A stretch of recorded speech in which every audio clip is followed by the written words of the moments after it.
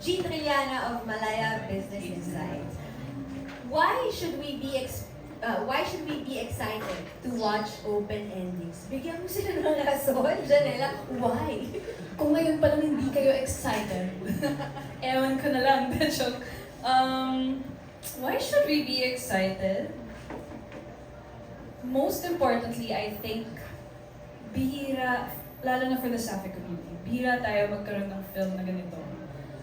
Sobrang bihira tayo magkaroon ng opportunity to be represented like this. So, every once in a while lang magkaroon ng ganito. So, yung binoboses natin na we need more films, we need more Sapphic representation. Ito na yun eh, parang when a film like this comes out, needs to be supported. Needs to be, our voices really need to be heard eh. Like, so, ayun, parang exciting na yun eh, parang, like, yung concept pa lang ng film, it's a story that hasn't been told before.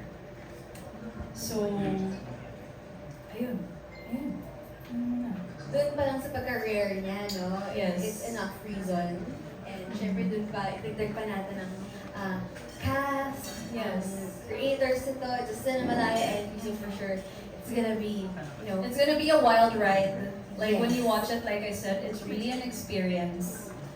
So, i-grab nyo na yung experience. And now that we're on that note, so we have a question here. How do you hope this film contributes to conversations about representation and inclusivity in Philippine cinema? Okay.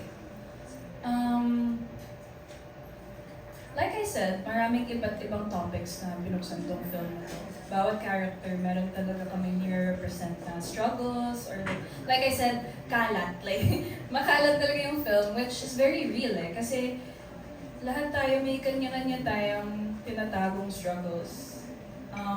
And this time it's focused on like a woman's point of view talaga. So, ano yung question? Nawala ako sa How do you hope this film Ano ba? contributes? Ayun, Yung contribution So na. it's gonna open up many, bumalik na. ADHD ko. It's gonna open up many discussions din.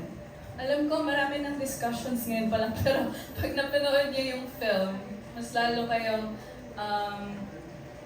mas marami siguro kayong magiging thoughts. Like, mapapaisip kayo, na parang, ganito pala yung pinagdadaanan ng mga babae, lalo na. And there's also a topic about misogyny, about harassment. Meron din ganun sa film namin. About accepting yourself, ganun. So marami talagang topics na mabubuksan. And hopefully, pag napanood nila yung film, ay mag-spark siya ng discussions. And mag-spark siya ng inspiration to make more films like this. Or like different films pa. Thank you. And speaking of inspiration, ito naman, it's a different kind. Still from G. Triana of Malaya Business Insights, you are blooming. How happy are you, Janela? I'm happy. I mean, nasabi ko naman sa huling interview, I'm currently very happy. In all honesty, today I'm actually tired kung kita niyo sa mata ko. Is it okay if I like share something lang, like a statement? Kasi hindi ko rin masikmura na nasa press ko na ako ngayong araw na to at hindi ako magsispeak up about the current happenings sa country natin. Gusto ko lang i-share, gusto ko lang maglabas ng statement na kasama niyo ako sa laban. Hindi man ako nakapag-attend ng rally kahapon kasi parang babagsak na ako sa pagod, tuloy-tuloy yung taping namin recently. But I would like people to know na kasama niyo ako sa laban, and it's really, really time na we all join forces and let our voices be heard. At tama na yung panggagago talaga sa ating mga Pilipino. Hindi natin deserve yung mga band-aid solutions. And it's really time. It's time for us to be heard. And sana gamitin din ng iba yung platform nila para dun. So, kasama niyo ako sa laban, and Like I said, ngayon masaya ako pero sobrang sumasakit yung puso ko sa nangyayari sa country natin. So, yun, kaya ako gusto i-share yun. Ayun. Ayun lang. Well, thank you for using your voice today dito sa ating Yes. Star Magic Spotlight Press Con. And you know, this also reminds us na hindi nagtatapos yung laban kahapon. Hindi Diba? siya nagtatapos. Patuloy ito. Yes. Okay, thank you very much. Okay, ngayon naman, meron tayong question from Lance Martinez of Metro.style. Okay. Okay. You are a multifaceted artist. Mhm. But at this point in your career, what do you wish to focus more on? Acting or singing? Why is that? And what can we expect from you next on that aspect? Um, hmm. I really enjoy both, talaga. Singing, I always say that singing is my first love. Acting, I learned to fall in love with it talaga. So, pero recently I've been doing, I want to say I've been doing more, no, I've been doing both. I'm not gonna lie. I'm working on an album.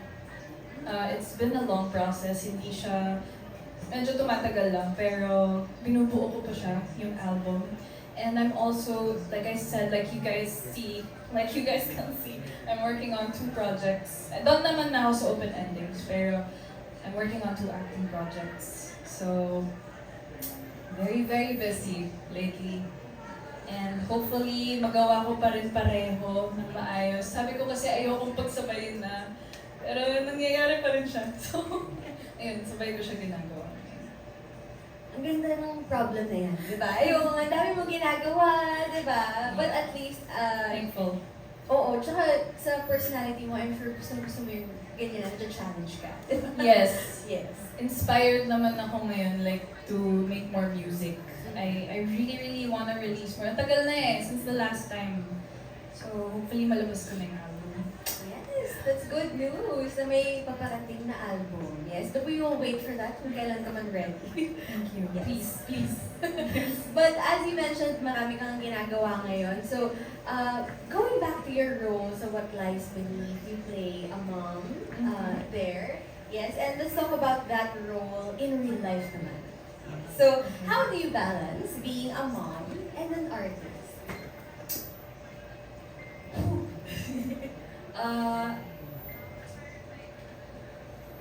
I'm gonna answer this question very honestly. It's not easy talaga to find the perfect balance between being a mom and especially being in this industry where work is like, it's not like a 9 to 5 thing na kasi hindi mo talaga alam kung kailan ka meron, kung kailan ka magpapahinga, kung kailan ka makakauwi.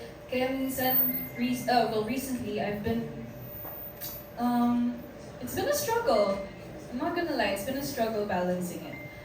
But as much as possible, I try to still be as hands-on as possible kay Jude. Kasi ngayon, 4 years old siya.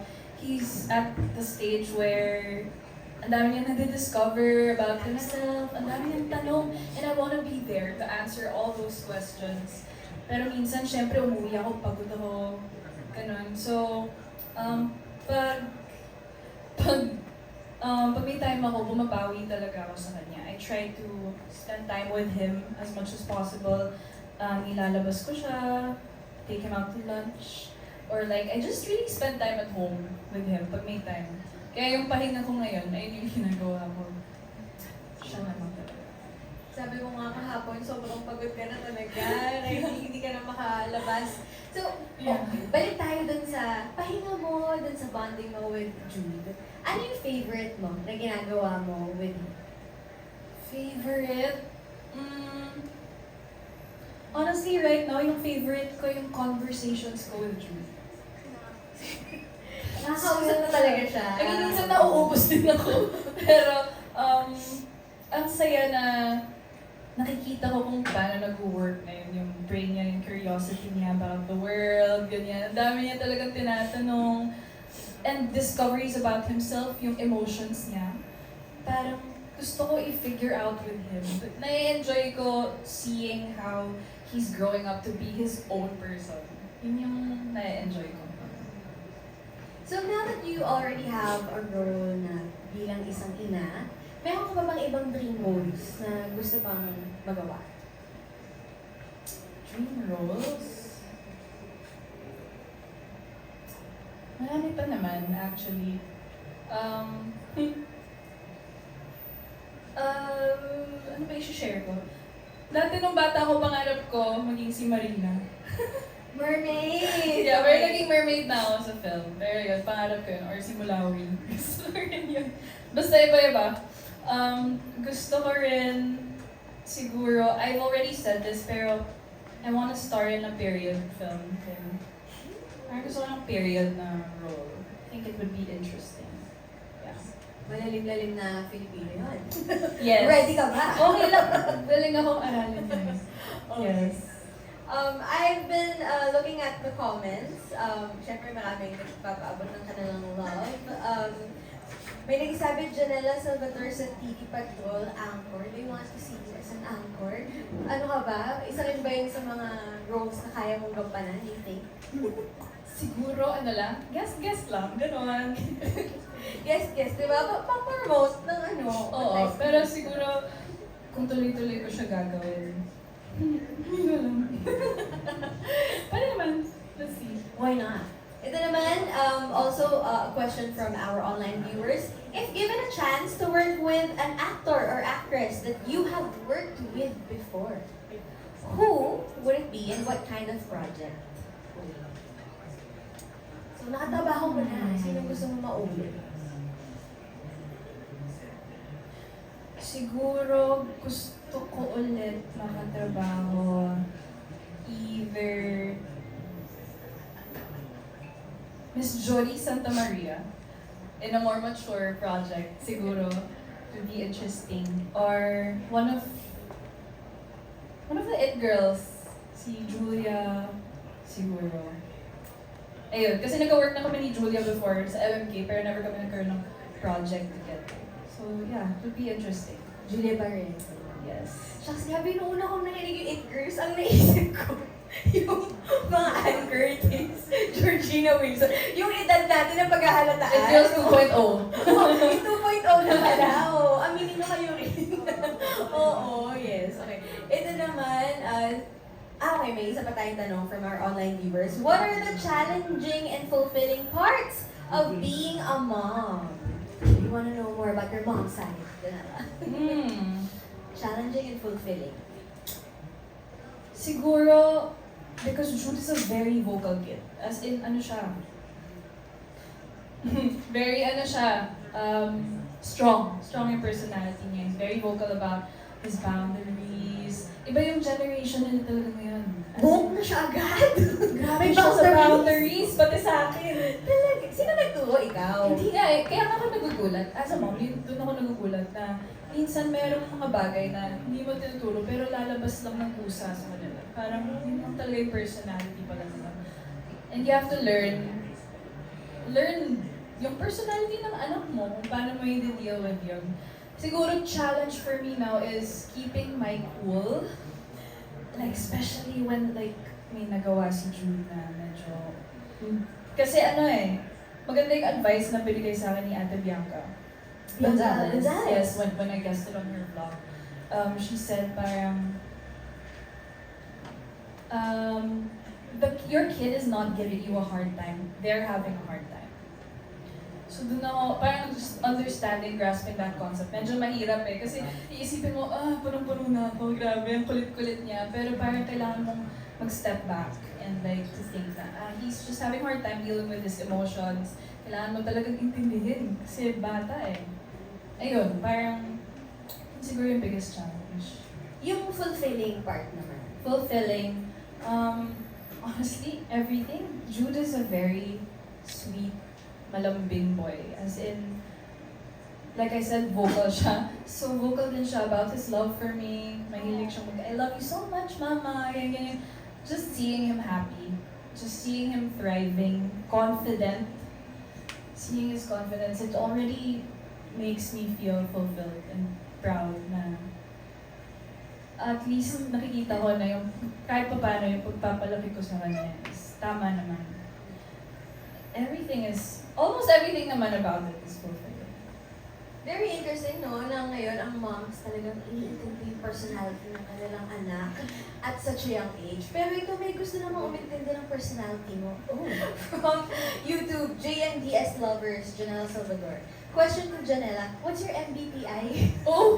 MBTI? Wow! Oo. Gusto yung talaga specific yung personality mo. But recently, I just took that test recently. Oh, Actually, nice. kasi nagbabago siya ata parang per season. I think right now I'm an INFP. INFP. INF. Or INFJ. Sorry, not sure. INFP or INFJ. Yeah.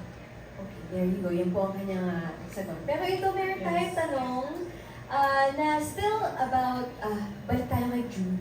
Yes. Okay. How do you manage co-parenting? Ito ay question from a Facebook online viewer.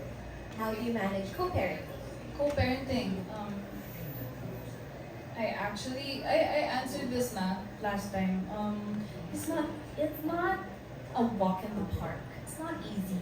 It requires a lot of communication and compromise between both parties. Pero kung both parties naman ay willing may mag-usap ng maayos, it's gonna work out naman. Pero constant talaga, it's a constant like adjustment. Hindi siya yung mag-uusap kayo one time tapos yun na yun. Talagang, kasi growing up, you're dealing with a human being who's actually growing up. So, it's really serious and challenging talaga. Challenging siya. Communication is key. Communication is key. Maraming salamat po sa mga nagpaabot ng kanilang questions. So, meron pa po ba tayong question na ating i-entertain? Okay, I think our time with Janela is up. So before we let you go, Janela, we're so happy for your projects. We have Open Endings, What Lies Beneath, the upcoming album. So would you like to send a message to all of your faithful and loyal fans over the years and also invite them to your future projects? Okay. First of all, gusto kong magpasalamat sa lahat ng sumubaybay today who joined us here sa press con. Yes. And to all the supporters who have been there and who are staying. I'm always thankful for you guys. Alam niyo naman na lahat yan. And I hope you guys support our film. Malapit na ang Cinemalaya. It's almost Cinemalaya season. It's my very, very first. So I'm very, very excited about this. I hope you guys are excited too. And like I said, bihira lang tayo magkaroon ng ganitong film to represent the community. So I hope you guys support our film regardless of whatever man, kung ano man yung mga nangyayari, sana supportahan niyo pa rin yung film namin. And hindi ko na-mention, our film is Open Endings, directed by Direk Nigel Santos and written by Kiwi Vicente. Kasama ko dito si Jasmine Curtis Smith, Clea Pineda, and Lian Mamonong. Ayun, October 3 to 11 yung Cinemalaya. So if you guys wanna drop by, if you can drop by, please do watch. And support the other films na rin, not just our films, since it's a festival. And I hope you guys be patient and wait for my album. I promise you, it's gonna be out soon. And What Lies Beneath is also coming out soon. So sana supportahan nyo din yun. Kasama ko naman po doon si Kyla Estrada, Sue Ramirez, sorry. Alam ko kasi yung real name niya. Sue Ramirez and Charlie Dizon. Directed by Direk Dado Lumibao. By RCD Narratives. Alam nyo naman pag RCD, solid yung kwento. So sana subaybayan nyo rin po yung What Lies Beneath. Thank you so much. And to the press that came here today, thank you so much. Thank you for being here with us. Yeah. Thank Alright, you. supportahan po natin si Janela sa kanyang mga upcoming projects. And of course, malapit na nga ang Open Endings, October 3 na po. Supportahan din natin ang iba pang Cinemalaya entries. Thank you so much for joining us, Janela. Sana bumalik ka kapag meron ka ng bagong album, may bago ka ng announcements. You are welcome here sa Star Magic Spotlight Thank Press. you so much.